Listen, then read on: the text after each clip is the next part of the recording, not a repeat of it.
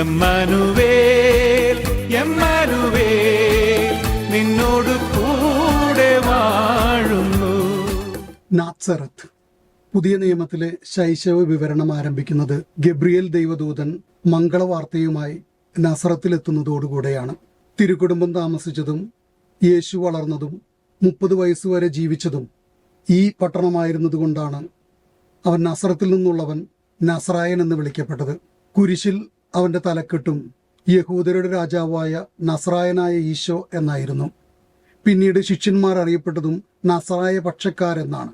പൗലോസിനെതിരെ ഫരിസേയർ ആരോപിക്കുന്നത് നസറായ പക്ഷത്തിന്റെ പ്രമുഖ നേതാവെന്നാണ്.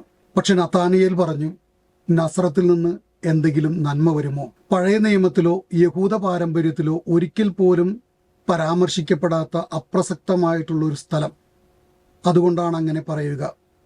പക്ഷെ പിതാവായ ദൈവം, സകല നന്മകളുടെയും ഉറവിടമായ ദൈവം തൻ്റെ പുത്രനെ മണ്ണിൽ കൂടാരമൊരുക്കിയത് ആ സ്ഥലത്തായിരുന്നു.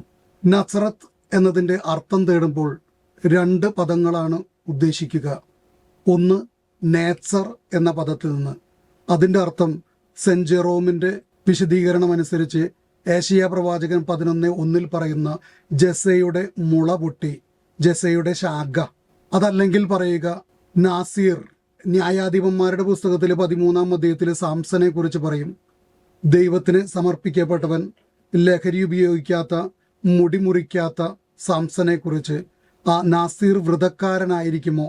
1962 കടൽത്തീരത്തു നിന്നുള്ള ചേസരിയായിൽ നിന്ന് ഒരു മാർബിൾ ഫലകം ലഭിച്ചിരുന്നു. അതിൽ നസറത്തിന്റെ പേരുമുണ്ട്. ഹീബ്രുവിൽ കൃത്യമായിട്ട് നാസറത്ത് എന്ന് പറയുന്നിടത്ത് സാദെ എന്നുള്ള അക്ഷരമാണ് ഉപയോഗിച്ചിരിക്കുന്നത്.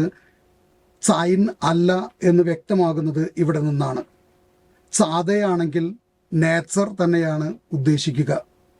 ജെറീക്കോയിലെ അന്ധയാചകൻ ബർത്തിമേയൂസ് നസറായനായി യേശു കടന്നു പോകുന്നുവെന്ന് പറയുന്നത് കേട്ടപ്പോൾ സ്പോണ്ടേനിയസ് ആയിട്ട് അപ്പോൾ തന്നെ വിളിച്ചു പറഞ്ഞു, ദാവീദിന്റെ പുത്ര എന്നിൽ കനിയണമേ.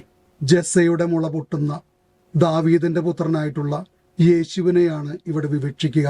അവൻ എവിടെ നിന്ന് വന്നു എന്നതിനേക്കാൾ അവൻ ദാവീദിന്റെ പുത്രനാണെന്ന് പ്രഖ്യാപിക്കലാണ് ഇവിടെ നടക്കുന്നത്. നാസറത്ത് ഇന്ന് ഇസ്രായേലിലെ വടക്ക് താഴ്ന്ന ഗലീലി പ്രവിശ്യയിലെ ഗലീലി തടാകത്തിൽ നിന്ന് ഏകദേശം 25 കിലോമീറ്റർ അകലെ ജസ്രയേൽ താഴ്വരയുടെ മുകളിലേക്ക് കയറി 1300 അടി ഉയരത്തിലുള്ള ഒരു പട്ടണമാണ്.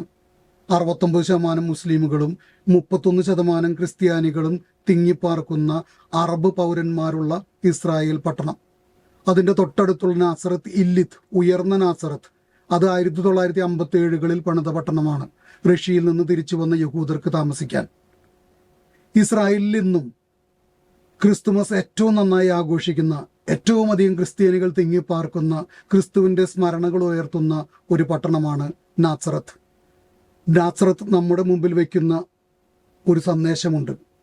കണ്ണഞ്ചിപ്പിക്കുന്ന കാഴ്ചകൾക്കപ്പുറം, കരളലിയിപ്പിക്കുന്ന പ്രശസ്തിക്കുമപ്പുറം, അപ്രസക്തമായിട്ടുള്ള സ്ഥലങ്ങളിലും അപ്രസക്തരായിട്ടുള്ള വ്യക്തികളിലും നന്മയുടെ വിളനിലങ്ങൾ കണ്ടെത്താനുള്ള വിളിയാണ് ഈ ക്രിസ്തുമസ് ദിനങ്ങൾ. ഈശോ മിശിഹായ്ക്ക് സ്തുതിയായിരിക്കട്ടെ. ദൈവം നിന്നിൽ വാഴുന്നു.